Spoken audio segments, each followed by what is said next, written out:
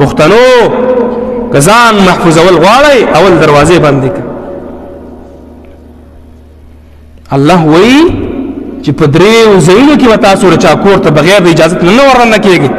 هغه کورونه چې هغه ستاسو لپاره جایز دي او دا خبره ذهن کې واچوي، هغه کس هغه جینۍ چې د بل چا سره واده کیږي د ستر لازم دی، پرده واجب ده، فرض ده چې دغه نه ودا ستر کوي. هغه لک چې د کومې جینۍ سره د واده کیږي د تقتل په دی باندې حرام دي، لازم ده چې دا دغه نه ستر پرده وکي. دا قانون شو، دا قاعده شو، په دی باندې عمل وکي. زموږ معاشره داسې ګډه وډه د پښتنو معاشره.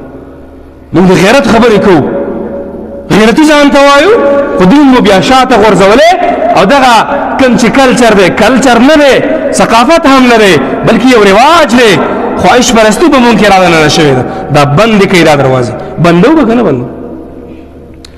وعده را سره وکړئ په جهر باندې چې نن نه پس به مونږ ستر شروع کوو، پرده به شروع کوو. ټول را سره وعده وکړئ. بعضې ملګري جواب نه راکوي. وعده ده ستر پرده به شروع کوو. والله په دې کې عزت دی، دې کې ایمانداری ده، دې کې رفعت دی، اوچت مقام دی. اے محترمو، بس یو خبره کوم، یو سنت طریقه بیانوم او بیا ختمو. ټایم هم ډېر وانه زمونږ استادو خادي خو بس وشوه. پښتانه وایي تمیز د غم او د خادۍ په کار دی. دې څه پته لګي چې په واده کې ډمامې ونه کړي، بیا به خلک وایي چې دا واده دی او که چېرته خفګان مړی دی. نه، موږ مسلمانان یو که نه یو که نه؟ زمونږ خلک زمونږ مشرانو به دا خبره کوله چې مونږ اول پښتانه بیا مسلمانان، دا خبره به کول. د هغوی خبره ټیک. نو ما او تا خو اول مسلمانان یې که نه، بیا وروسته پښتانه یې. ما او تا اول مسلمانان یې، ځکه چې اسلام مونږ ته راغلی دی. کل مولود یولد علی الفطره، هر یو ماشوم چې پیدا کیږي فطرت باندې پیدا کیږي. فطرت څه شی دی؟ اسلام دی. نو فطرتي طور باندې ما ته اول مسلمانان پښتو هم وروسته زده کړې ده. که چا راته عربي ښودلی وي عربان به موږ، که اردو راته ښودلی وي نو موږ پنجابیان وي. دا پښتو موږ وروسته زده کړې ده. دین مقدم دی په پښتو باندې، نو دین اول، پښتو وروسته شاته. زما ستا غم هم د سنت په طریقه باندې نه دی. دی څه ایا مونږ کوم مړي ته حق ورکړی چې صحیح طریقې باندې په هغې باندې جنازه وشي؟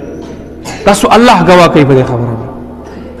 قسما دا خبره وکړئ چې د مړي اخري حق څه شی دی؟ په هغې باندې جنازه، اتباع الجنازه. حدیث کې راځي حق المسلم علی المسلم خمس، یو پکې دا ده چې اتباع الجنازه.